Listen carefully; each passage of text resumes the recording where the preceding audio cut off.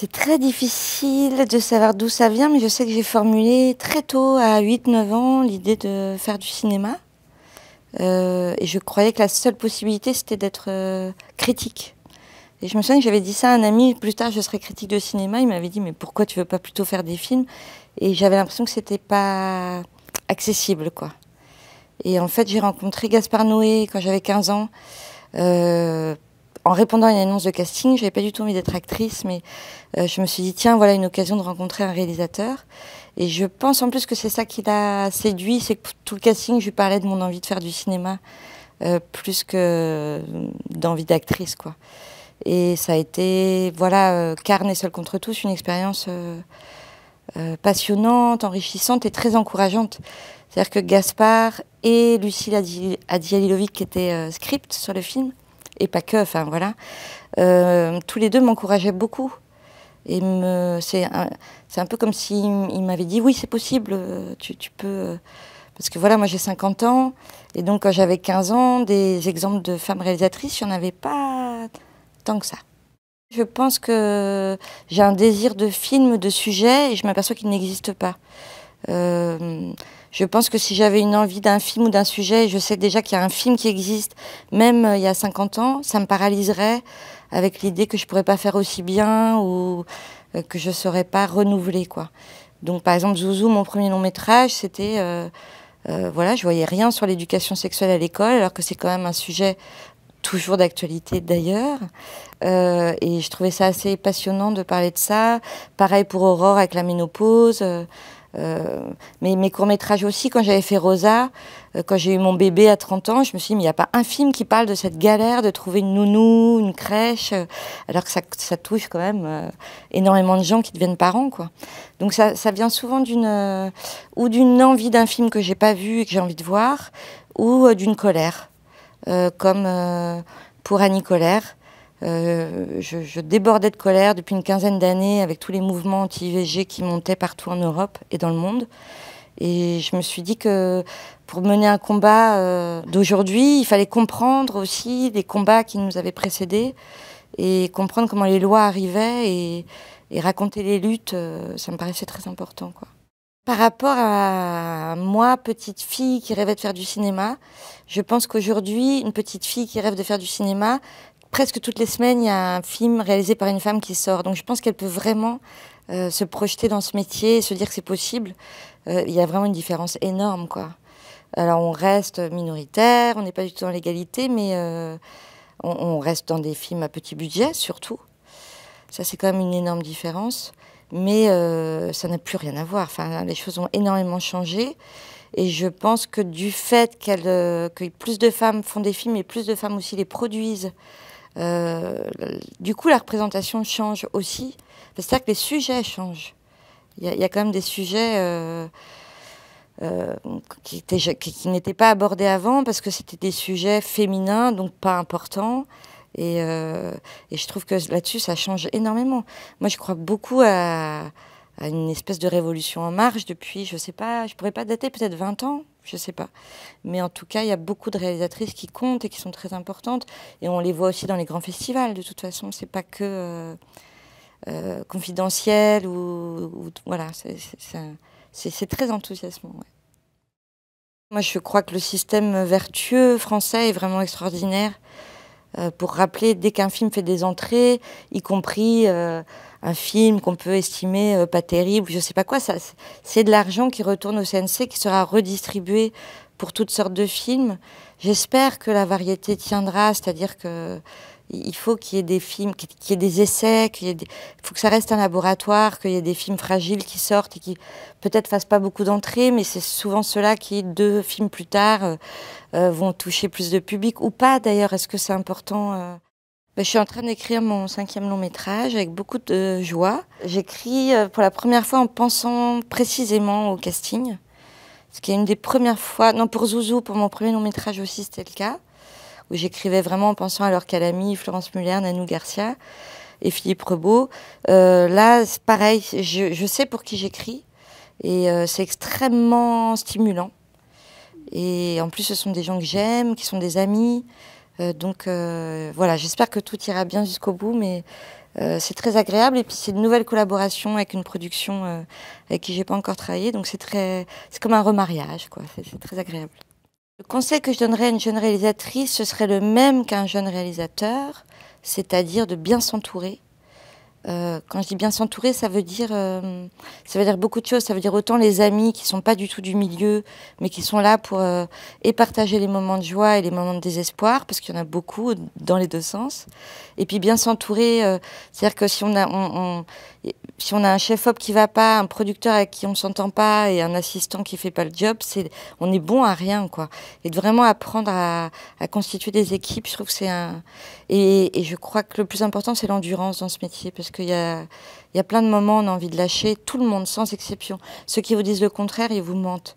Tout le monde, entre deux films, on a envie d'arrêter, quoi. Et puis voilà, on continue, parce qu'on sait rien faire d'autre, mais...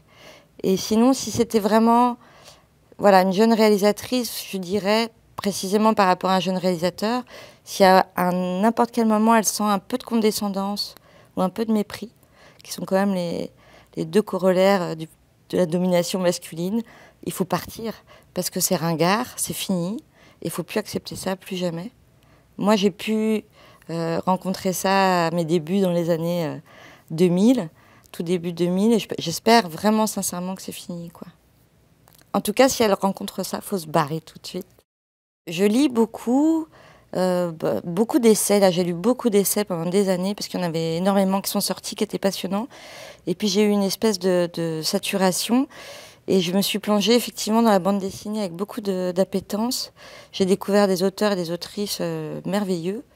Et Camille Jourdi m'avait complètement cueillie déjà à l'époque de Rosalie Bloom, où je l'avais contactée. Elle m'a dit « Ah, les droits sont déjà vendus, etc. » Et du coup, pour Juliette, au printemps, quand sa bande dessinée est sortie, ça a mis du temps quand même, parce que c'est une vraie adaptation quand même. Je me suis éloignée de beaucoup de choses, tout en restant très collée à son histoire. C'est assez étonnant, cette adaptation. Je pense que ça a été un travail heureux, parce qu'avec Camille, on s'est tout de suite très bien comprises. On est très différentes et en même temps assez proches. Il y avait des séquences où j'avais comme le storyboard, d'autres pas du tout, parce que je les ai pas gardées, ou d'autres que j'ai inventées. Mais il y a des séquences entières où j'ai vraiment collé à sa bande dessinée. Et c'était très agréable, très rassurant, voilà, pour la prépa. Camille Jourdi, elle met 4 ou 5 ans à écrire une bande dessinée. C'est la durée de beaucoup de fabrication d'un film, quoi. Donc elle prend vraiment du temps pour la psychologie des personnages, pour leur corps, et je pense que tout le monde ne fait pas ça. Il y a quand même des auteurs de bande dessinée qui vont beaucoup plus vite, quoi. La Passagère d'Héloïse Péloquet, c'est un premier long métrage donc d'une jeune personne très douée, puisqu'elle est et monteuse et réalisatrice. C'était elle, la monteuse de Juliette au printemps. Mais ce n'est pas pour ça seulement que j'ai eu envie de mettre en avant son film, c'est que moi j'aime bien les films qui proposent des choses un peu nouvelles. Et notamment, on voit une femme au travail. Cécile de France, au travail, et pas n'importe quel travail, un travail où, voilà, de la pêche, qui est souvent représentée plutôt au masculin. Et je trouve les séquences de travail fantastiques, très réalistes, très vivantes. Et en plus, on voit une femme désirante, qui exprime son désir, qui a une sexualité très vivante et explosive et joyeuse. Et ça, voilà, dans le même film, c'est très étonnant. Et c'est un film que je trouve très réussi pour un premier film. J'ai eu envie de mettre en avant Le Ravissement, parce que c'est un film que je trouve extraordinaire et très très abouti pour un premier film. Le sujet est extrêmement moderne, enfin tout est... j'ai adoré ce film, que j'ai vu 3 fois pour vous dire. Il y a quelque chose qui tourne autour de la maternité, c'est-à-dire un grand désir de maternité, et aussi un personnage qui est joué par Nina Meurice, qui est une jeune femme qui a du mal avec la maternité, qui est pas très heureuse en devenant mère, qui est ce qu'on appelle le burn-out, mais qui est juste ce choc de devenir mère, d'être enfermée chez soi, de s'occuper d'un petit être, de faire le deuil de sa vie d'avant. Et c'est un sujet qui est très peu abordé au cinéma et qui est vraiment passionnant, parce que je pense que 80% des femmes en devenant mère pleurent chez elles et n'osent pas le dire. Et j'ai trouvé ça très important. Et la mise en scène est formidable. Enfin, c'est vraiment un super film. Je vous invite vraiment à le voir, parce que c'est une grande réussite. Alors, Santoine Lillois d'Agnès Varda reste un film fondateur pour moi, en fait, parce que mes parents nous emmenaient très rarement au cinéma. Ils nous avaient emmenés sur les Champs-Élysées, alors je ne sais pas pourquoi. Moi, je vivais en banlieue et on était allé voir Saint-Ouen-Lois un peu par hasard, quoi. Et j'étais enfant, je devais avoir une dizaine d'années. Et ça a été un grand choc parce que c'était la première fois que je voyais un film réalisé par une femme. C'était la première fois que je voyais un film avec une femme en rôle principal et un film qui se terminait pas bien. J'avais jamais vu ça. Régulièrement, c'est un film que je revois qui continue de me sidérer par la liberté de la mise en scène, ces espèces d'interviews de personnages qui racontent leur croisement avec le personnage de Mona. Enfin, tout est extrêmement moderne, touchant. Sandrine Bonnaire est extraordinaire. Le sujet est fou. Et c'est vraiment le film, je me souviens, où je me suis dit, c'est possible d'être réalisatrice. Et donc ça a été un événement, il y a un champ des possibles qui s'est ouvert. Et c'est resté très secret. J'ai vraiment pu le formuler une fois que j'ai rencontré Gaspard Noé des années plus tard. Mais donc ça a été un événement vraiment très très important.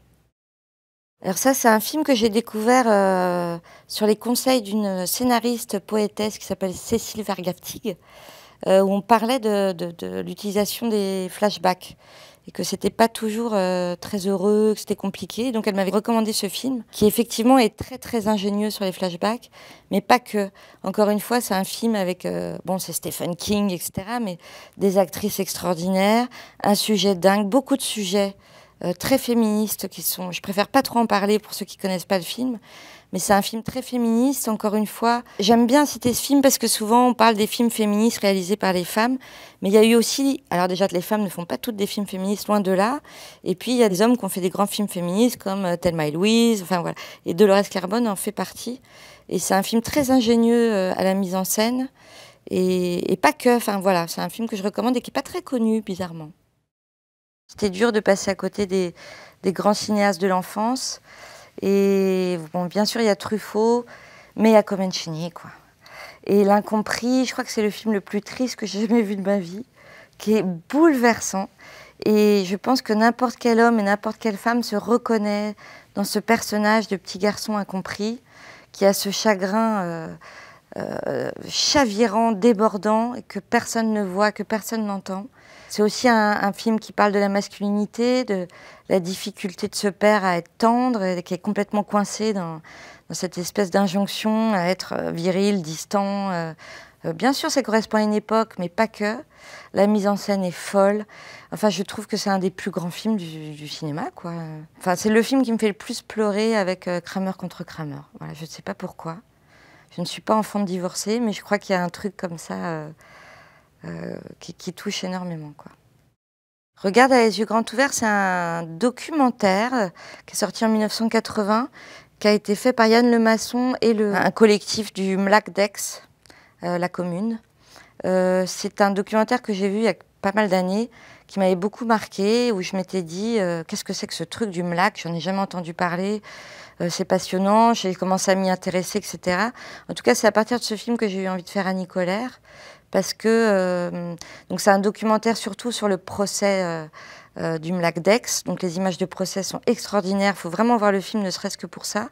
Et après, pour bien faire comprendre ce qu'était le Mlac, etc., ils ont un peu, il et elle ont remis un peu en scène des séquences d'avortement qui sont en fait des poses de stérilet. Enfin, tout est un petit peu, c'est un peu du faux documentaire, mais les images sont extraordinaires, passionnantes.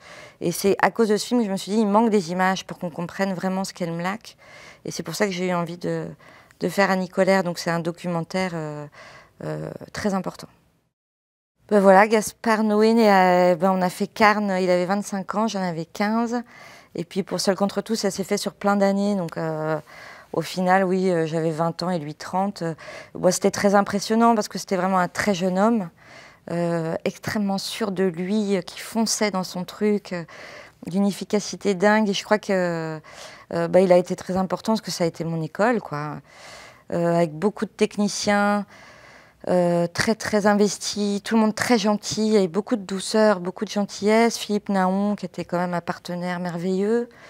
C'est des souvenirs de un peu de galère, quoi. Il n'y avait pas d'argent, on mangeait des pizzas vite fait, on avait froid, il n'y avait rien de confortable, mais il y avait l'enthousiasme et j'ai vu vraiment un jeune homme qui fédérait une équipe, qui donnait l'énergie, l'enthousiasme malgré tout, et ça a été très très important, un grand modèle pour moi de gentillesse, quoi, et Bon, c'est un grand monsieur, quand même. Solveig Hansbach est très connue, surtout pour ses fictions. Elle a fait beaucoup de documentaires, y compris à la Fémis. C'était une des seules qui faisait des documentaires à l'école. Elle a fait toutes sortes de documentaires, des tout petits formats pour Arte, des choses plus longues. Et puis elle a fait ce film qui est sorti en 2001 et qui, hélas, a pas tout à fait reçu l'accueil mérité parce que c'était les attentats du World Trade Center, etc. à ce moment-là.